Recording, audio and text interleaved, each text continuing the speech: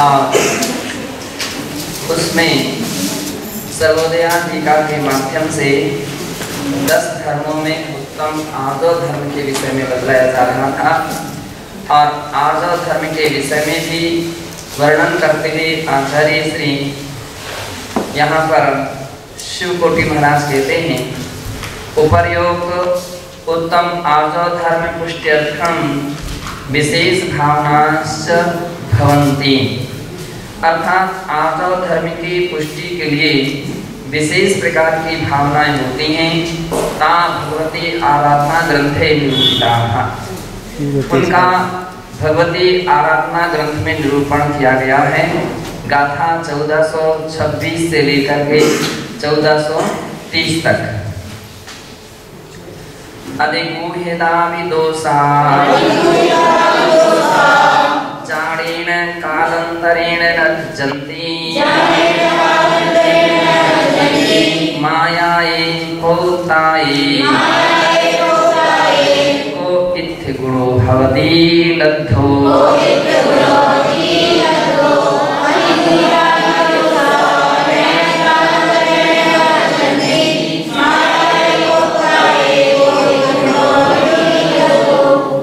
कह रहे हैं अधिगूहिता, कोई व्यक्ति अपनी गलती के लिए, अपनी बुराई के लिए, अपने अपराध के लिए, अपने पापों के लिए कितना भी छिपा करके या छिप करके कर ले, लेकिन वह छिपा हुआ नहीं रहता है। वह एक न एक दिन व्यक्ति की बात प्रकट हो ही जाती है। यूं कहा जाता है कि यूं कहा जाता है कि माया छिपाए ना छिपे, छिपे तो मोटा भाग, दावी दूबी कब रहे रुई लपेटी आग। पाप को कितना भी व्यक्ति छिपाने का प्रयास करता है, ये हो सकता है एक समय सीमा तक वो बातें सारी छिप जाएं, लेकिन स्थायी रूप से छिपी नहीं रहती हैं। एक न एक दिन वो प्रकट हो जाते हैं। जैसे अग्नि के लिए कपास के द्वारा छिपाने का कोई व्यक्ति प्रयास करे, बहुत बड़ा मोटा कपास लगा दीजिए, हो सकता है, लेकिन कपास है तो उसमें क्या होगा, तो धीरे धीरे धीरे धीरे पतली परत होगी तो जल्दी से प्रकट हो जाएगी। मोटी परत होगी तो देरी में होगी, लेकिन उसकी आग वाहन नियम से आएगी, प्रकट हो ही जाती है। तो जो लोग अपनी गलतियों के लिए छिपाने का प्रयास करते हैं, ऐसा सोचते हैं किसी के लिए मालूम नहीं चल रहा, किसी के लिए पता नहीं चल रहा है, या किसी को मालूम नहीं चले, वहां से नहीं कहना, किसी से कह नहीं देना, ऐसा नहीं कह देना। अब ऐसा जिनका प्रयत्न प्रयास रहता है, तो आचार्य महाराज कह रहे हैं कि जब प्रकट हो ही जाती हैं, माये कालांतरेण जन्ति माये पौताओए को इत्थ गुणो भवति लब्धो। तो बोले जब प्रकट हो ही जाती है तो उसको ढांकने से क्या फायदा, उसे ढांकने से क्या फायदा। सही तरीका तो यह है, स्वयं जाकर के आलोचना कर लीजिए, स्वयं जाकर के अपने गुरु के सामने प्रकट कर दीजिए कि मुझसे ये अपराध हो गया है, मुझसे ऐसी गलती हो गई है, मुझसे ऐसी त्रुटि हो गई है। तो जो व्यक्ति अपनी गलतियों के लिए स्वयं प्रकट कर देता है, तो स्वयं प्रकट करने के कारण से उसका ज्यादा फिर वो पराभव नहीं होता है। दूसरा कोई प्रकट करे और स्वयं प्रकट कर दे, तो स्वयं प्रकट कर दिया तो उसके लिए ज्यादा पराभव या ज्यादा उसका तिरस्कृत अवस्था नहीं हो पाती, क्योंकि स्वयं ने प्रकट किया है। यूं भी कहा जाता है शास्त्रों में कि जो व्यक्ति अपनी गलतियों की स्वयं आलोचना करता है उसका प्रायश्चित सामान्य है, उसका प्रायश्चित ज्यादा नहीं होता है। क्यों? क्योंकि उसको आत्मग्लानि हुई है। अब स्वयं प्रकट करने के लिए तैयार हुआ है तो कैसे हुआ है, तो उसके लिए आत्मग्लानि हुई है, कोई ना कोई धर्म का अंतर में उसके अंदर में प्रभाव तो पड़ा है कि जिसके कारण से उसके अंदर में आत्मग्लानि हुई है, और वो प्रायश्चित लेने के लिए तपस्या कर रहा है। ये तपस्या है, आलोचना करने के लिए तत्पर हुआ है, तो पवित्र भाव उत्पन्न हुए। तो आचार्य महाराज कह रहे हैं कि जो स्वयं आलोचना करता उसका प्रायश्चित कम है, लेकिन दूसरा जब उसके विषय में कोई गलती बतलाए,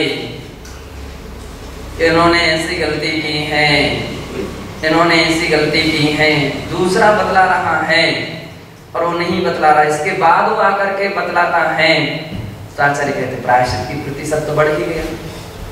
अब वो प्रायश्चित नहीं रहेगा जो कि आपके स्वयं प्रकट करने पर होना चाहिए था, वो नहीं रहेगा। शासन में भी, कोर्ट कचहरी के भी ऐसे दंड की संहिताएं हैं, ऐसे कि कोई अपराध करके अगर स्वयं वो प्रकट कर देता है अपराध, तो उसका अपराध का दंड उसके लिए कम है। और यदि कोई दूसरे के माध्यम से या जबरदस्ती से या ज्यादा शोध खोज के बाद, तो धाराओं पर धाराएं लगती है ना। तो एक चोरी की धारा लगी, मान लीजिए चोरी की है, अब चोरी की धारा लगी है और उसने कहा नहीं नहीं साहब बिल्कुल नहीं किया, बिल्कुल झूठ बोल रहे हैं, गलत बोल रहे हैं, गलत बोल रहे हैं, ऐसा बोल रहे हैं, है ना। तो अब बाद में प्रकट हो गई कि भाई चोरी तो हुई है, इसने की है। अब पूरा साक्षात नमूना क्या बोलते हैं, सबूत सामने खड़ा कर दिया, तो अब क्या हो गया कि दो धारा हो गई, एक धारा चोरी का दंड और दूसरा झूठ बोलने का दंड, और फिर तीसरा दंड और धारा लग जाएगी छिपाने का। अब ऐसी इस प्रकार की प्रतिशत वर्तमान में भी इस प्रकार की दंड संहिता में है। शास्त्रों में भी है कि एक व्यक्ति स्वेच्छा से निर्मल हृदय से प्रकट कर रहा है और दूसरा के द्वारा प्रकट हो रहा है किसी के द्वारा, और उसमें भी असत्य बोल रहा है, उसमें भी वो छल कपट कर रहा है, तो उसका प्रतिशत और उतनी उतनी मात्रा में बढ़ता चला जाता है, प्रतिशत बढ़ता जाता है। अब एक ही अपराध को करने वाले दो प्रकार के व्यक्ति हैं। एक वो हैं जो सरल हृदयी हैं, और सरल हृदय है उसने तो सहजता में अपनी आलोचना कर ली है, अब उसका प्रायश्चित सामान्य हो गया। और दूसरा वो है जिसने क्या किया है, अपराधों को छिपाया है, झूठ बोला है और बाद में साक्षी की उपस्थिति में स्वीकार किया है, तो अब उसके लिए क्या है, उसका प्रतिशत कई गुनी मात्रा में बढ़ गया। उसका प्रतिशत हो सकता है कि एक व्यक्ति के लिए कायुत्सर्ग मिले और दूसरे के लिए उपवास मिले, इतना अंतर आ गया। एक कायुत्सर्ग और दूसरे के लिए एक उपवास, इतना बड़ा अंतर आ गया। अब कोई कहे अपराध तो समान हुए हैं, गलती तो समान हुई है, गलती तो समान हुई है, लेकिन दोनों के परिणतियां समान नहीं रही, दोनों के परिणाम समान नहीं रहे हैं। आलोचना के अंदर में अंतर देखा गया है, उसमें और उसमें आप में बहुत अंतर देखा गया है। प्रायश्चित तो उसी का दिया जाता है, प्रायश्चित किसका दिया जाता है, केवल उस प्रकार का नहीं, लेकिन प्रकट करने के तरीके का प्रायश्चित दिया जाता है कि आपने किस रूप में प्रकट किया है कि नहीं किया है, कितना किया है, पूरा किया, अधूरा किया है, कम किया है ना। तो जैसा भी किया है उसके अनुसार फिर उसको प्रायश्चित दिए जाते हैं।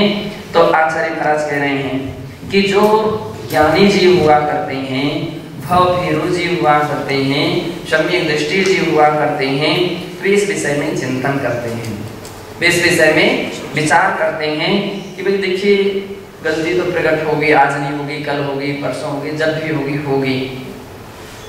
जब प्रकट होना ही है तो क्यों ना क्यों हम ही अपने मुख से उसे प्रकट कर दें। मायाचारी करने से क्या फायदा, छल कपट करने से क्या फायदा, छिपाने से क्या फायदा। एक इतना ही होगा कि हमको दंड मिलेगा, इतना ही होगा कि हमको प्रायश्चित मिलेगा, इतना ही होगा कि थोड़े समय तक के लिए हम अपने लोगों की दृष्टि में अच्छे नहीं महसूस होंगे, लेकिन ये थोड़े समय तक ही रहेगा। ऐसा छिपा देंगे तो स्थायी रूप बन जाएगा, है ना। थोड़े समय तक वही ऐसा है, लेकिन लोग बाद में ये भी सोचेंगे कि हाँ वो व्यक्ति इतना सरल प्रकृति का था, पवित्र प्रकृति का था कि ऐसी कोई बात थी तो उसने ज्यादा समय तक छिपा करके नहीं रखी। वो व्यक्ति सबसे अधिक हानिकारक माना जाता है जो बहुत समय तक अपनी गलतियों को छिपा करके रखता है, वो अधिक हानिकारक माना जाता है। और जिससे भी उसने तुरंत के तुरंत आलोचना कर लिया, प्रायश्चित कर लिया, तो इतना ही तो अच्छा ही है कि अगर उससे अपराध भी होगा तो तुरंत के तुरंत आलोचना कर लेगा। गुरु के पास जब कोई व्यक्ति किसी प्रकार की किसी की शिकायत लेकर के पहुंचता है कि अमुक व्यक्ति ने ऐसी गलती की है, अब गुरु तो गंभीर होते हैं, आवश्यक थोड़ी है कि आपकी बात सुनते ही हम उसका समाधान दे देंगे, गंभीर भी होते हैं, बहुत सारे प्रकरण ऐसे रहते हैं, बहुत सारी चर्चा ऐसी रहती हैं कि उसके लिए सोचने का अवसर भी देते हैं, समझने का भी अवसर देते हैं और परखते हैं। तो अब एक देख रहे हैं कि वो व्यक्ति तुरंत आया, उसने आलोचना कर ली, उसने तुरंत आलोचना कर लिया। और ऐसे व्यक्तियों पर विश्वास है, विश्वास रहता है, मुझे अपने शिष्य पर विश्वास है, अमुक शिष्य पर विश्वास है कि यदि उससे कोई गलती हो भी जाएगी तो तुरंत इस बात की आलोचना करेगा। लेकिन ये विश्वास कब? जबकि उसने पूर्व में अनुभव किए हैं, पूर्व में उन्होंने अनुभव किए हैं कि अमुक अमुक से आलोचना शीघ्र कर लेता है ना, तो उनके लिए अनुभव है, तो उनको विश्वास के साथ कहते थे भाई गलती की बात कहने की कोई आवश्यकता नहीं है, वो अपने आप आएंगे और इस बात की अपनी आलोचना करेंगे, शीघ्र ही आएंगे और शीघ्र ही आएंगे, ये उनको आत्मविश्वास है। तो फिर उसका असर दूसरे व्यक्ति की बात कोई कह भी दे तो भी उस बात के लिए क्या कर देते हैं, अवसर पर छोड़ देते हैं। अवसर पर अब कितना अवसर छोड़ सकते हैं? ये हो सकता है कि दिन की आलोचना आप शाम को कर लीजिए, शाम तक इंतजारी कर लीजिए, शाम की आलोचना सुबह तक कर लीजिए, सुबह तक इंतजारी कर लेंगे, ये तो हो सकता है। लेकिन इससे अगर कहीं ज्यादा विलंब लिया तो कहीं भी बीच में भी महाराज टोक सकते, क्यों भाई कल की बात क्या थी, तुम्हारे पास अवसर था ना बीच का, अब इस बीच में आप कम से कम एक क्या लगा देते हो, एप्लीकेशन लगा देते हैं ना, मुझे महाराज श्री आलोचना करना है, ये एप्लीकेशन हो गया। अब हो सकता है वो आलोचना कर पाए ना कर पाए, हमारा समय दे पाए ना दे पाए, लेकिन उसने एप्लीकेशन लगा दिया है। अब इसके बाद कोई कहीं भी, अब एप्लीकेशन लगाने में तो कोई परेशानी नहीं रहा, कोई थोड़ी लिख करके देना है, वो तो कहीं भी टकराए हमारा श्री अपनी आलोचना है ना। अब परिणाम ये निकलेगी उसने अपनी इतनी बात छोड़ दी कि आलोचना करना है, तो इसके बाद अब कोई व्यक्ति को पहुंचे उसकी शिकायत लेकर के, तो महाराज कहते हैं कि भाई ठीक है, उसने समय ले लिया है आलोचना करने का, अब हम देख लेंगे, है ना। तो अच्छा काम तो ये भी आपने अच्छा किया कि पहले से जानकारी दे दी, ताकि हम उसकी आलोचना के समय तुलना कर सकें कि सारी बातों की आलोचना कर रहा है कि नहीं कर रहा है।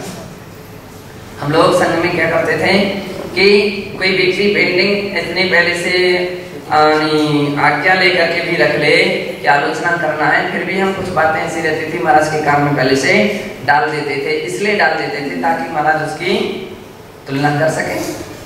अब वो आलोचना कर रहा है, महाराज ध्यान से सुन रहे, और वो बात पहले से उनके पास रखी हुई है, इन सब बातों की आलोचना कर रहा है नहीं की है ना। हो गई आलोचना, पूरी हो गई। अच्छा, कितनी बार परीक्षा के लिए छोड़ देते हैं, डायरेक्ट नहीं तो इनडायरेक्ट अवसर देते हैं, और कितनी बार स्वयं टोक भी देते हैं, क्यों जी ऐसी भी तो गलती हुई ना आपसे, इस बात की तो आप बस एक संहिता बढ़ चुकी है, एक धारा बढ़ गई अब आपकी, अभी धारा क्या है, बढ़ गई है। तो परखना चाहते थे कि आपने आलोचना सही की। सत्य है कि ये तो केवल व्यवहार स्थूल द्रव्य दृष्टिकोण से तरीके शास्त्रों में रखे गए हैं। सही मार्ग तो ये है कि आपकी आत्मा की स्वयं इतनी निर्मलता होना चाहिए कि ना तो किसी को कहने का अवसर मिले और न गुरु को टोकने का अवसर मिले। आपके अंदर आत्मा की इतनी पवित्रता होना चाहिए कि आप स्वयं ही इतने सचेत हों कि पहली बात तो गलती होना ही नहीं चाहिए, और कदाचित गलती हो गई है तो उसके लिए तुरंत महाराजों के नाम के पीछे सागर लगाया जाता है। सागर क्यों, तालाब क्यों नहीं लगाया जाता है? सर और सागर लगाने में क्या परेशानी, सर लगा दो ना। सागर में ग्लो लगाएंगे तो कचरा लगा होता जाएगा। अच्छा ऐसी बात है, समझते हो ना।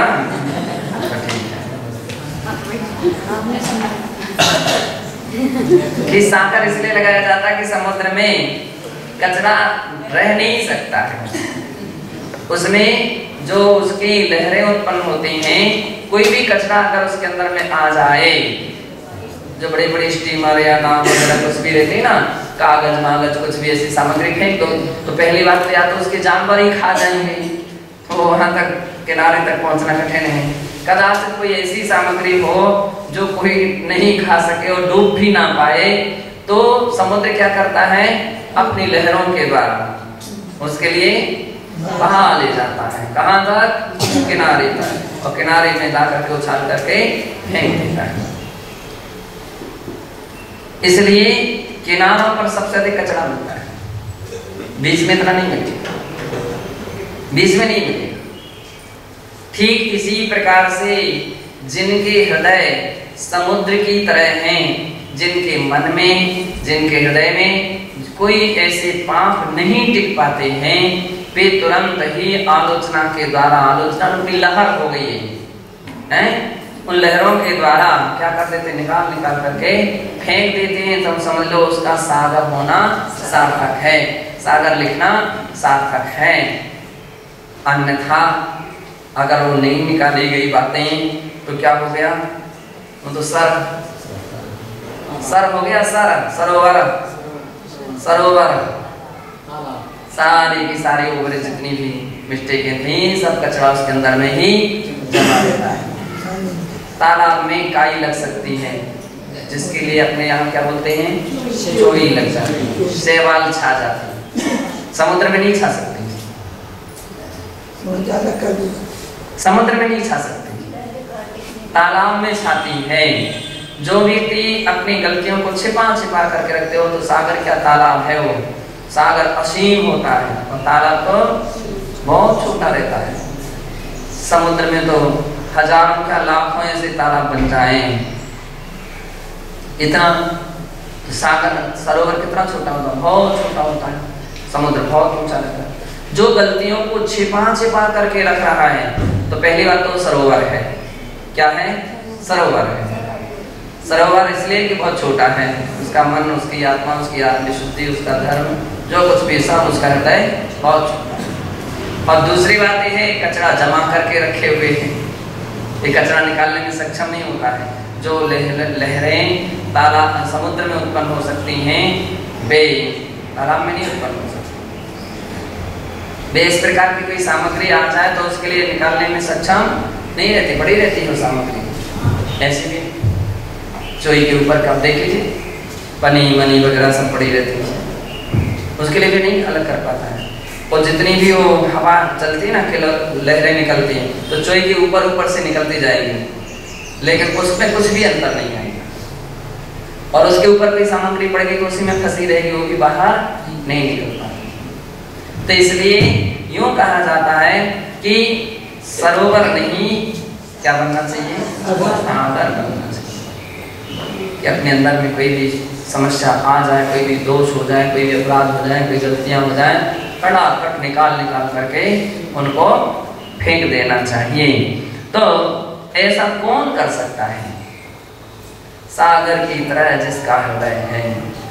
मुनियों के नामों के साथ साथ एक उत्तर विशेष गुण कहा गया, सागरवत, जो गंभीर हुआ करते, सागरवत हुआ, सागरवत निर्मल हुआ करते, ऐसे हुआ करते, उनके अंदर में कोई अपराध नहीं छिप सकते, है ना, निर्मल जल की तरह हुआ करते। मुनि मन सम उज्ज्वल नीर प्रासुत गंध करा, धरि कनक कटोरा दीनी धार धरा। मुनि मन सम उज्ज्वल नीर, मुनि का मन कितना निर्मल होता है, कितना निर्मल होता है, कितना उज्ज्वल होता है कि पूजन करने वाला व्यक्ति पानी के लिए उपमा दे रहा है, ये जल कैसा है, ये तो मुनियों के मन की तरह निर्मल है, कि जैसे मुनि के मन में कोई अपराध नहीं छिप पाते हैं, कोई भी दोष नहीं रहता है, ऐसा ही जल है। अब अपन को सोचना है, अपन को सोचना है कि हमारा मन इतना निर्मल है कि नहीं है, हो पा रहा है कि नहीं हो पा रहा है। अगर है तो बहुत खुशी की बात है, अच्छी बात है, और नहीं है तो हम कैसा प्रयास करें, क्या प्रयत्न करें, कौन सा ऐसा उपाय निकालें कि जिससे अपना मन इतना निर्मल रहे कि वो मुनि लायक, मुनि कहलाने लायक रहे। मुनि कहलाने लायक रहे। क्यों? आज ही तुम जब मुनि कहलाने लायक नहीं लग पा रहे हो या बन पा रहे हो, तो कल के दिन तो फिर कैसे बन पाओगे? कल के दिन कैसे वो लक्षण तुम्हारे अंदर आ पाएंगे, वो योग्यताएं कैसे आ पाएंगी, दुनिया कैसे तुम्हारे ऊपर विश्वास कर पाएगी? जब घर के ही लोग तुम्हारे ऊपर विश्वास नहीं कर पा रहे हैं, तो बाहर के लोग तुम्हारे ऊपर क्या विश्वास करेंगे? तब अपने लिए इस बात के लिए भी चाहिए कि नहीं, अपना प्रयास होना चाहिए, पुरुषार्थ होना चाहिए कि नहीं, जो भी होगा अपने लिए हर अपराध के अपन क्या करेंगे, प्रकट करेंगे। हम डर इस बात से मत डरो कि क्या दंड मिलेगा, जो मिलेगा स्वीकार है, लेकिन गलती को छिपाना स्वीकार नहीं। नजरों से गिराना, जो भी सजा देना, जितनी भी सजा देना।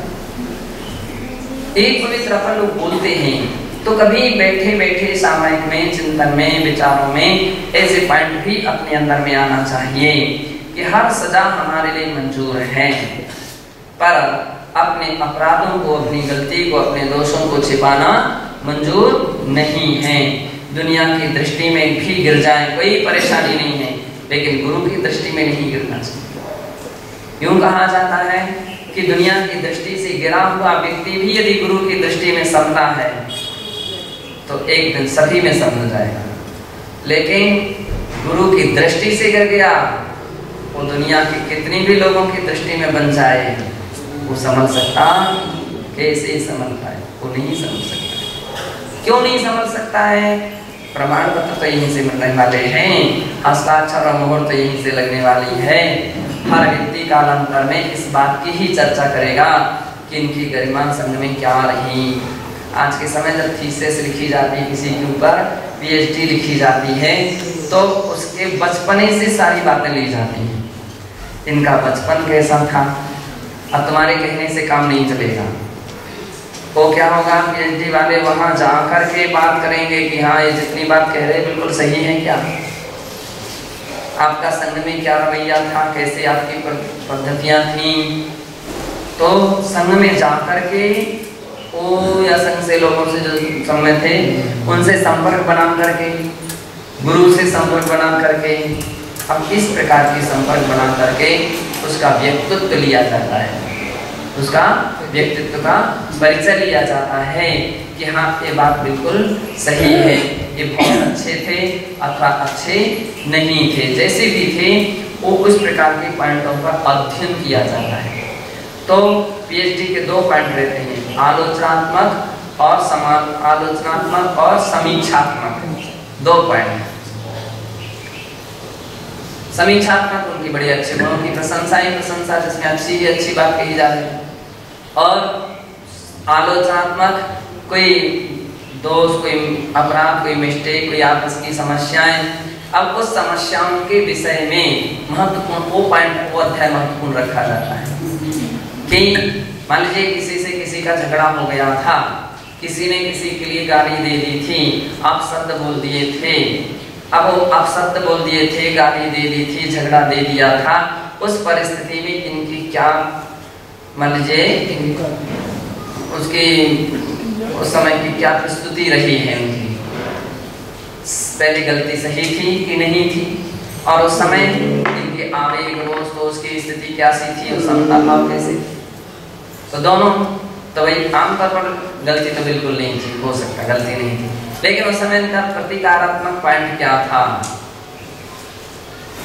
प्रतिकारात्मक पॉइंट, समता सहनशील थे, इन्होंने कुछ उत्तर नहीं किया, एक और एक इन्होंने उत्तर दिया, इन्होंने भी गाली दी, इन्होंने भी हाथ चलाए, इन्होंने भी कोई हाथ उठाया। अब वो व्यक्ति को मालूम चलेगा कि ऐसे अमुक व्यक्ति से इस बात, उनके पास पहुंचे जाइए और उनसे संपर्क बनाया जाएगा, क्यों भाई ऐसा हुआ क्या, ऐसा हुआ था, और तो सत्य है ना, सत्य बतलाएगा, हाँ ऐसा हुआ था। अब वो उस चीज में लिखा जाएगा कि ऐसी स्थितियां थी। तो विभिन्न पहलुओं से एक प्रकार का पॉइंट लिए जाते हैं और उसके व्यक्तित्व में और जोड़ दिए जाते हैं, उसके मार्क्स, हाँ उसके व्यक्तित्व में जोड़ दिए जाते हैं। फिर परखा जाता है कि भाई अब बतलाइए कि अब कैसे क्या रही इनकी स्थिति।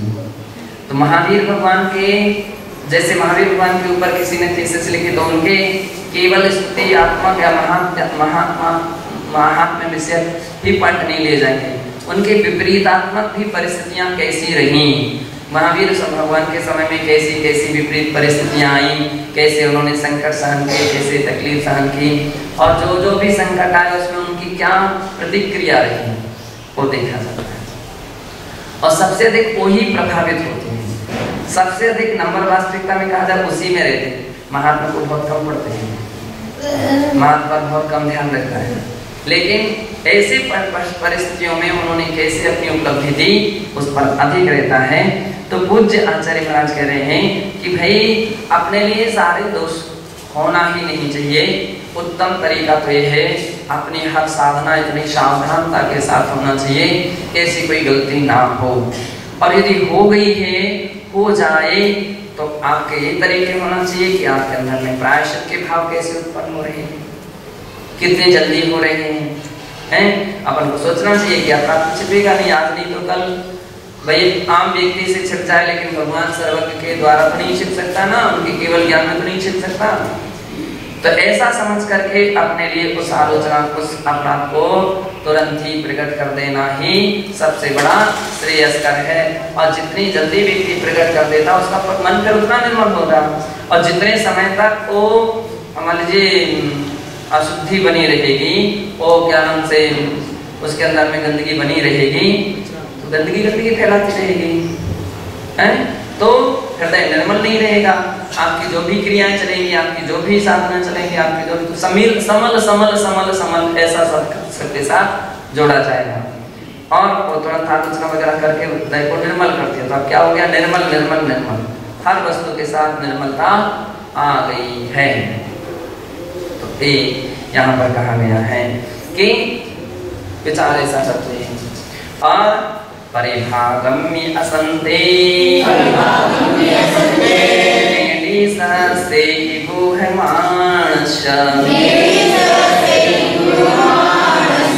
चंदगहो दोषो खणेन सोपायडो होदि।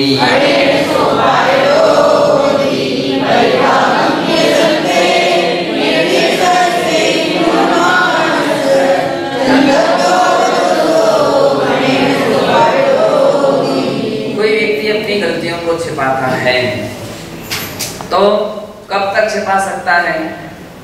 यूं कहा जाता है जब तक तेरे पुण्य का बीता नहीं करार तब तक तुझको माफ है। पुण्य का उदय जब तक रहता है तो सारे अपराध ढके रह सकते हैं, ढक सकते हैं, लेकिन हमेशा ही हमेशा पुण्य का उदय बना रहे नहीं हो सकता है। तो ये कह रहे हैं परिभागम्य असंते, जिस दिन वो भाग्य का पन्ना पलटेगा, प्रतिकूलता आ जाएगी, तो से हजारों बार उस छल को क्यों ना छिपाया जाए फिर भी नहीं छिपेगा। जैसे चंदक हो दोषो खणेण सो पायडो होदी, जैसे चंद्रमा का दोष, अब चंद्रमा के अंदर बड़ा समस्या है, कौन सा अपराध किया था, लेकिन उदाहरण दे रहे हैं कि चंद्रमा की जो कालिमा है वो छिपाए छिपती नहीं है तो तुरंत के तुरंत सबके सामने सबकी दृष्टि में प्रकट हो गई। तो उसी प्रकार से अगर किसी व्यक्ति ने अपराध किया है तो अपराध भी प्रकट हो जाता है, वो छिपता नहीं, क्षण मात्र में प्रकट हो जाता है। और जड़पायडो विदोषो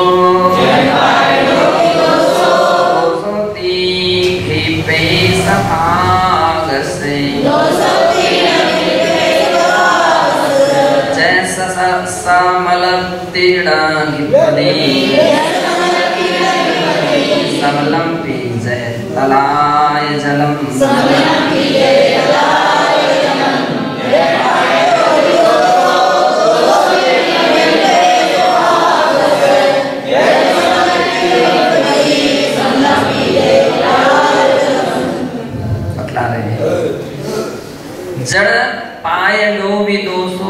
दोस्तोत्तीर्णा खेपे सभागस्य, जब तक व्यक्ति का भाग्य का उदय है, पुण्य का उदय है, तो लोग उसके अपराध को भी मानने के लिए तैयार नहीं होते, उसकी गलती को भी गलती मानने के लिए तैयार नहीं होते हैं।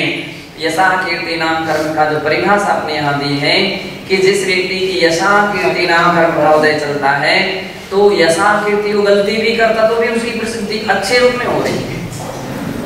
कैसी भी गलती करे लेकिन उसकी प्रसिद्धि अच्छे रूप में होती है, यशा कीर्ति नाम कर्म का उदय का। ऐसा भाव, ऐसा पुण्य प्रकृति है कि उसके उदय में दोष भी को कोई दोष मानने के लिए तैयार नहीं होता। लोग नहीं, हमको स्वीकार नहीं है, हम नहीं इस बात को मान सकते, हम नहीं सुन सकते, हम नहीं इस बात के लिए प्रमाणित मान सकते। यानी उसके लिए व्यक्ति कितना भी आप प्रयास करते हो, ऐसा कर ही नहीं सकता है ना, वो कर ही नहीं सकता, ऐसा हो ही नहीं सकता है। उसकी गलती को मानने के लिए तैयार नहीं हो सकता। कब तक? जब तक पुण्य का उदय है। सभाए भाई यानी भागस, यानी उसका भाग्य का उदय, सभागस। तः सामलत्तीर्ण विपदी समलम की जय तलाय जलम, जैसे समलम तलाय जलम, तालाब का जल कैसा रहता है? निर्मल नहीं रहता है, गंदा रहता है, मैला। बहुत सारे ऐसे भी तालाब हैं जिसमें स्नान कर लो तो खुजली हो, खास हो जाएगी। ऐसे भी तालाब रहते हैं, खजू तलैया। कौन सी तलैया?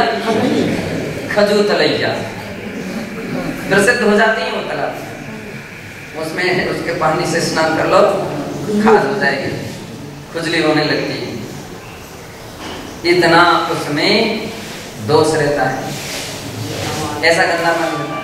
अथवा कहीं किसी तालाब का पानी मटमैला रहता है, मिट्टी वगैरह से वो ऐसा गंदा रहता है। तो कह रहे हैं कि तालाब का पानी मेला भी हो तो भी सब लोग उसे मेला नहीं मानते। कहीं को तालाब नहीं है, कुएं नहीं है, तो उसी का पानी भर भर के पीते हैं। और कहता अगर कोई कहे गंदा पानी, अरे इतने अच्छे पानी को गंदा पानी कहते हो,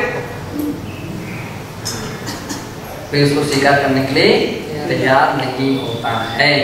तो उदाहरण दिया है कि जैसे उस पानी के लिए कोई भी गंदा कहने के लिए या लोग उसको मानने के लिए तैयार नहीं होते, उसी प्रकार से केवल भांग का उदय जब तक है तब तक उसके अपराधों के होने पर भी अपराध रूप में स्वीकार करने के लिए तैयार नहीं होते हैं। और दम्भसैहिं बहुगेहिं सुपौते अपरिभोगस एदि हत्थो अर्थो अन्नादो सवरिभोगादो।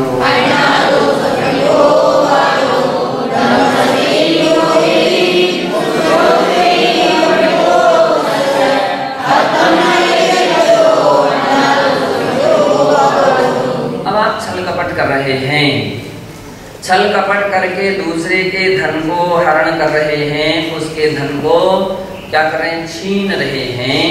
तो आचार्य महाराज कह रहे हैं कि दम्भसैहिं बहुगेहिं सपौतेहिं अपरिभोगस्य अर्थम न एदि अर्थो। अच्छी तरह सैकड़ों छल कपट करने पर, कितने? सैकड़ों छल कपट करने पर भी पुण्यहीन के हाथ में पुण्यशाली का धन नहीं आता है, उसके हाथ में कुछ भी नहीं आता है। अब यहाँ पर भाग्य और दुर्भाग्य की बात कही है कि जैसे अब व्यक्ति सोच रहा है कि हम दूसरे के लिए धोखा दे देंगे और हमारा ये काम चल जाएगा, नहीं चल सकता है। पुण्य भी तो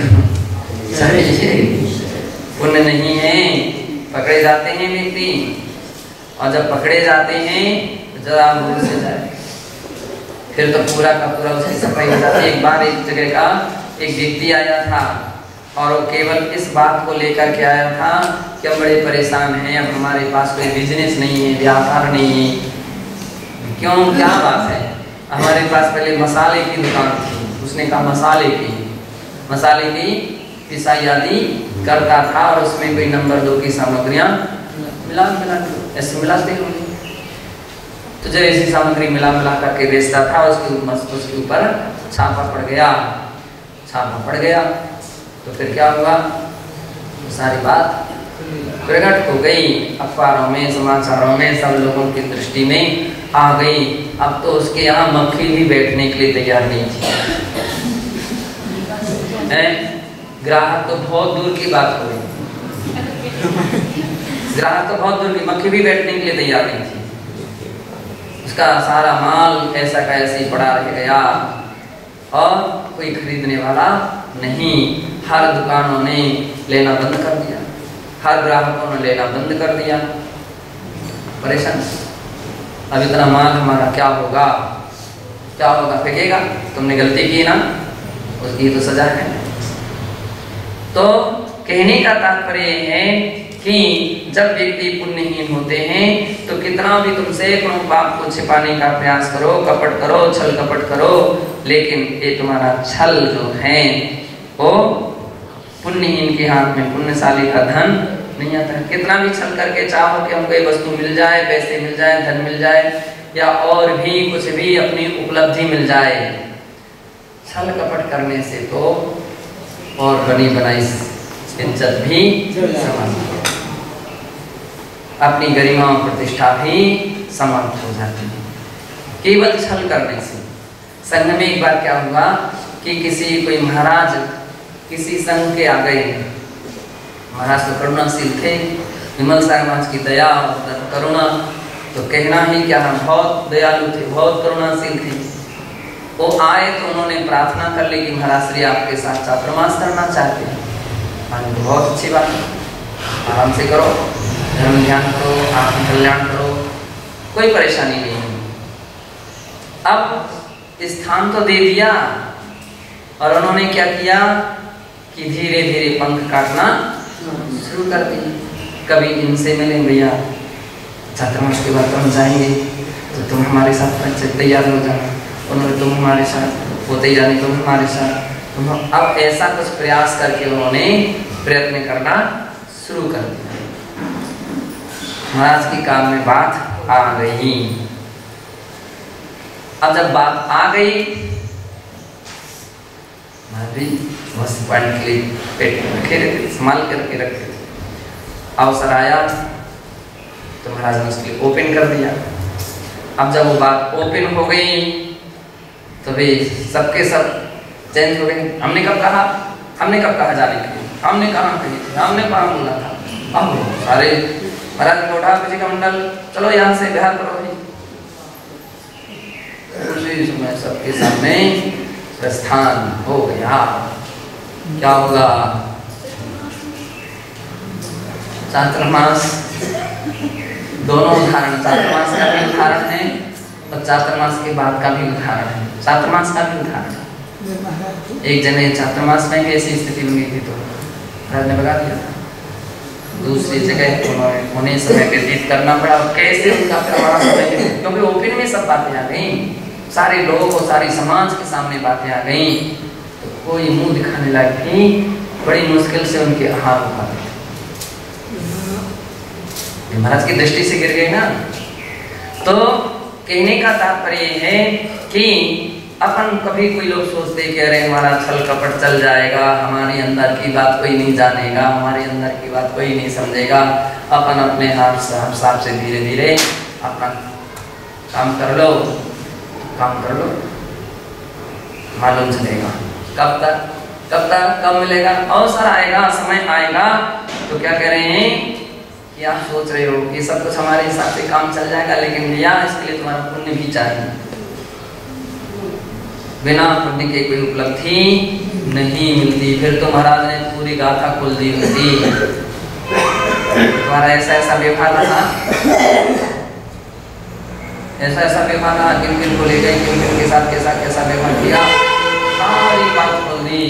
अंत में जा करके फिर तो स्थिति ऐसी रही, वो क्षमा भी याचना की, उनका नंबर भी चेंज हो गया दीक्षा का, और फिर कभी उनका ऐसा संधि कभी नहीं बन पाए, ऐसी हालत छीन रही।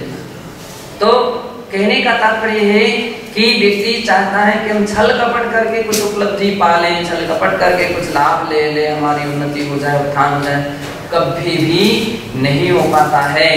पूर्ण रूपेण वो दृष्टि से निकल जाता है और जो उसके लिए प्रोत्साहन मिल रहा था, जो उसके लिए सहयोग मिल रहा था, जो उसके लिए प्रशंसा मिल रही थी, जो प्रतिष्ठा मिल रही थी, सारी की सारी अपने हाथ से गिरा देता। अज्ञान दशा एक ऐसी रहती है, अज्ञान दशा में व्यक्ति क्या कर लेता है, ऐसे ऐसे कृत्य कर लेता है।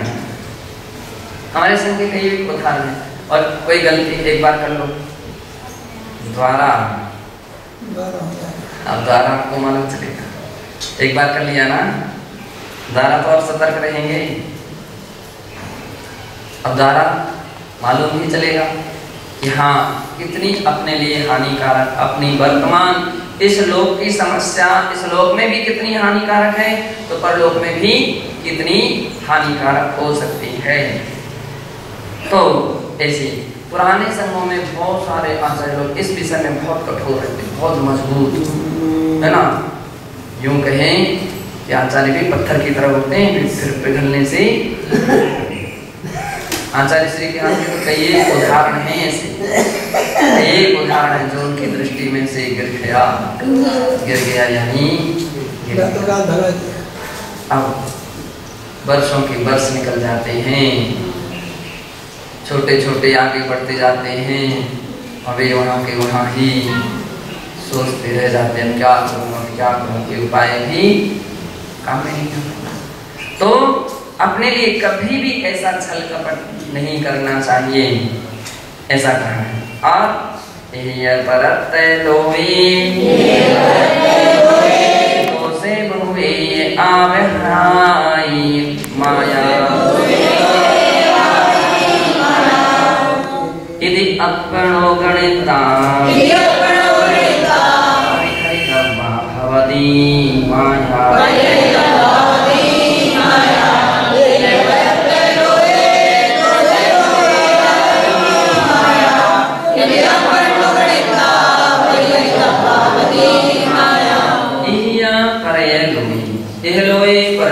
इस लोक में और परलोक में माया जो है बहुए दोषे आवहाई, बहुत सारे दोषों को आवाहन करती है, बहुत सारे दोषों के लिए क्या करती है, आमंत्रित कर देती है।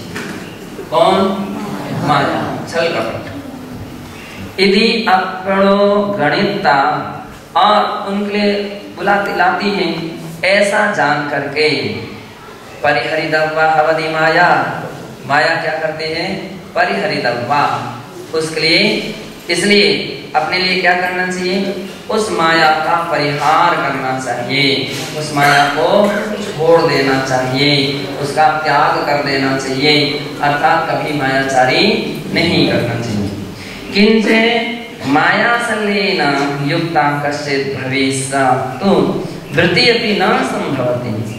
कह रहे हैं कदाचित माया संलेन युक्ता, माया संले से युक्त कश्चित भवेत्, कोई हो भी तो भी वृत्ति अपि न संभवति, और वृत्ति इस संज्ञा को प्राप्त नहीं हो सकता, उसको वृत्ति नहीं कह सकते क्योंकि कहा है निश्चल्यो वृत्ति इति तत्वा सूत्रे भणितत्वात्।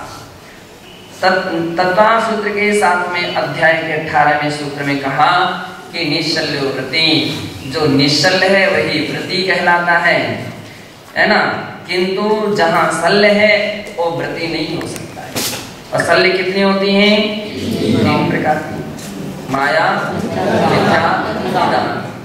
माया नाम की शल्य अगर है तो पहली बात वृत्ति संज्ञा नहीं है, और दूसरी बात क्या कह रहे हैं कि मायाचारी त्रिगतिम प्राप्त होती,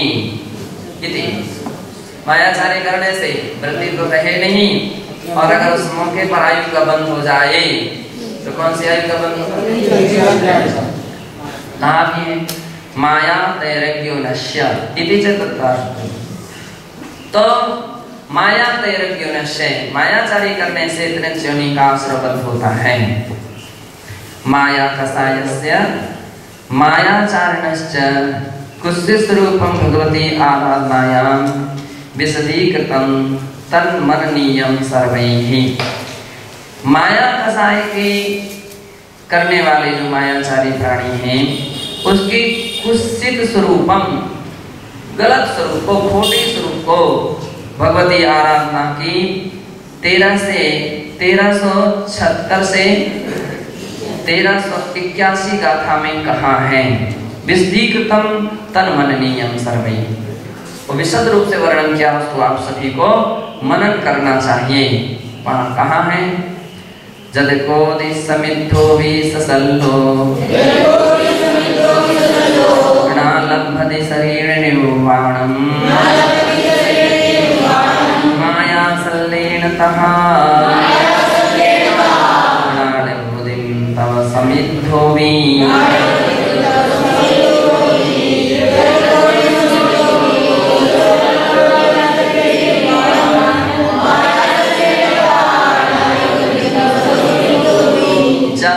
जैसे कोड़ी समित हो, करोड़ों दीनार का स्वामी हो, करोड़पति हो, हैं?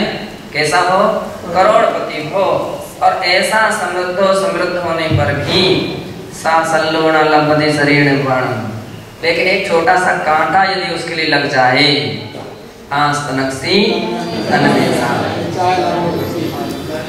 थोड़ी सी छल कपट भी उसके लिए करोड़ों दीनार का सुख नहीं दे सकता है। करोड़ों दीनार का जो खुशी है, जो आनंद है, वो नहीं दे सकता। एक छोटी सी सल्ले भी, छोटा सा कांटा भी उसके लिए आकुल व्याकुल कर देता है। माया सल्लेन तहा, उसी प्रकार से माया सल्ले से युक्त प्राणी भी नान्यवृत्तिम तव समिद्धो भी, बहुत बहुत प्रकार की तप से समृद्ध होने पर भी वह भी निर्वाण के सुख को प्राप्त नहीं कर सकता है। ओदीर विश्व अपच्चैदो तद आमदो यस्सुजनस्सा ओदी अचरेण सत्तो यान वीर्यनिदोषेण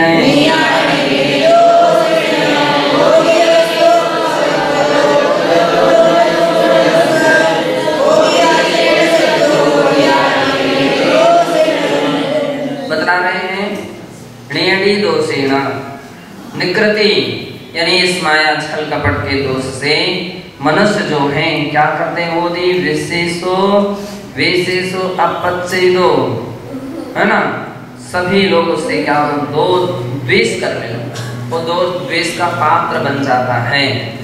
और तदा अमदोदिसुजनस्य, और वह कोई उसका फिर विश्वास नहीं करता, सुजन भी उसका अपमान करते हैं। होदी अचरेण शत्रु, वह शीघ्र ही अपने बंधु बांधवों का शत्रु बन जाता है। नियामी, इस प्रकार से मल्य माया का दोष का उसके विषय में बतलाया है कि माया दोष का या मायाचारी करने का ये प्रभाव की दुनिया उससे द्वेष करती है, विश्वास नहीं रखती है, सब जगह उसका अपमान होता है, और बंधु वर्ग भी उसके शत्रु हो जाते हैं। पावै दोषम माये वल्लम नो सगावरा देवी सच्चाणी सहस्राणी माया टिक्का विनाशिनी।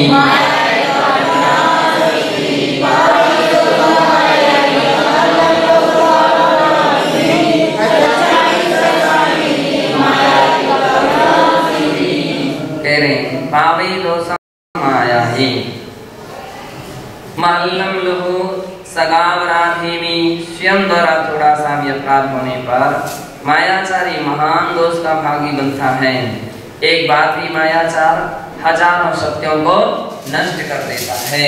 कई बार ऐसा होते हैं, एक बार अगर व्यक्ति झूठ बोल दे तो हजारों बार के झूठ सत्य उसके पर भी अविश्वसनीय हो जाता, या वो बाद में हजारों सत्य बोले तो भी व्यक्ति उसके ऊपर विश्वास नहीं करता है। इस व्यक्ति ने एक बार अमुक समय झूठ बोला, तो झूठ बोला था, कोई उस पर विश्वास नहीं करता है। तो इसलिए कभी मायाचारी नहीं करना चाहिए। और मायाए भित्त भेदे, मायाए मित्त भेदे तदम्मि गच्छ परिहानि नास्ति माया दोषा बुद्धं वसामर्णम्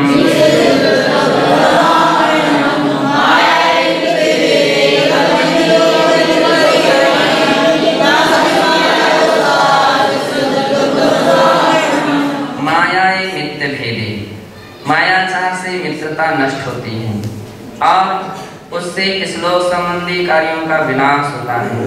यह लोग गच्छ परिहानि, इस लोक संबंधी जितने भी कार्य हैं उसका विनाश होता है। मायाचारी ने जो भी गलती कर दिया फिर उस पर कोई विश्वास आदि नहीं करता है। और नासति माया दोषा, माया दोष से विष मिश्रित दूध की तरह मुनि धर्म भी नष्ट हो जाता। विष दुध दुद्धम सामर्णम, है ना, श्रवण बने का सारा श्रवण धर्म कैसा हो गया, विष मिश्रित हो गया।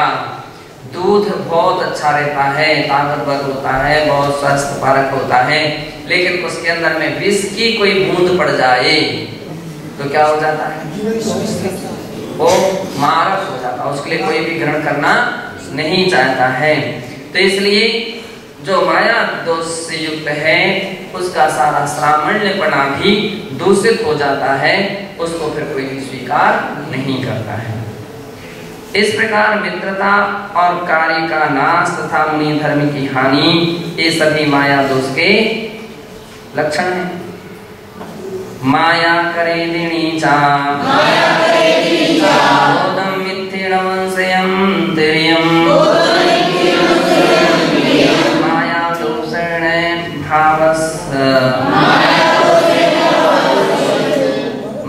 दोषेण भवसैषु दभिज्यते बहुषु।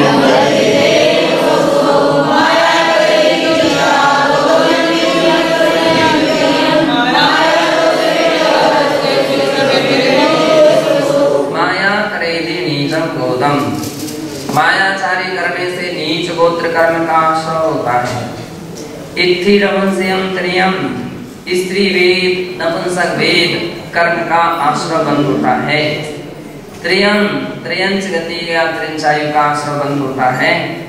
माया दोषेण भवसैषु, इस प्रकार से माया से उत्पन्न दोष व्यक्ति के सैषु भवसैषु दज्जते बहुषु, क्या सैषु यानी सैकड़ों भवों को या सैकड़ों जन्मों में भी मायाचारी व्यक्ति बार बार ठगा जाता। बहुसो दभिज्यते, बहुत बार उसको ठगाया जाता है। कोहो मानो लोहोयं तथ्य माया वितथ्य सन्निहिता लोह मद लोह दोषा वे मुनयाये ते हन्ति।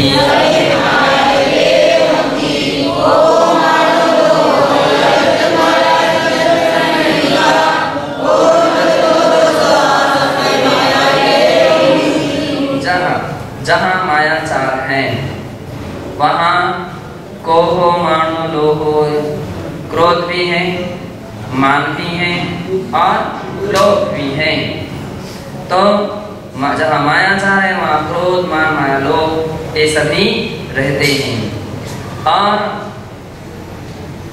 तत्थ सन्निहिता कोह मद लोह दोषा सर्वे माया ते हन्ति, क्रोध मान माया लोभ से उत्पन्न होने वाले सभी दोष मायाचारी में ही हो जाते हैं ना। क्रोध दोष तो एक है, मान दोष अपने आप में एक है, लोभ दोष अपने आप में एक है, किंतु जहाँ मायाचारी है वहाँ तो तीनों के तीन आकर के समाविष्ट हैं। यानी मायाचारी व्यक्ति के अंदर में तीनों कसायों संबंधी भी यानी चारों कसाय प्रकार के दोष होते हैं, इसलिए उसका त्याग करना चाहिए। एवं मायाचारस्य दोषान् विज्ञाय, इस प्रकार से मायाचार के दोषों को जान करके दुर्गति परिहाराय, दुर्गति से बचने के लिए या उसका परिहार करने के लिए सद्गति प्राप्ति चे, और सद्गति प्राप्ति करने के लिए सर्व प्रयत्न माया त्यागम विधाय। सभी प्रयत्न से माया का त्याग करना चाहिए। उत्तम आर्य धर्म से सेवनी प्रयत्न स्वीति गाथाया सारा। उत्तम आर्य धर्म के सेवन में प्रयत्न करना चाहिए, यह इस गाथा का सार है। तो ऐसी गाथाएं, ऐसे प्रकरण अपन लोगों को बार बार पढ़ना चाहिए, क्योंकि अनादिकाल के संस्कार हैं और वे अनादिकाल के संस्कार ऐसे ही नहीं जा पाते हैं, है ना। अपन लोग सोचते ऐसे ही समाप्त हो जाएंगे, नहीं हो पाते। उसके लिए खूब प्रयत्न करना पड़ता है। तो यथासंभव जितना हो सके अपन को ऐसा प्रयत्न करते रहना चाहिए।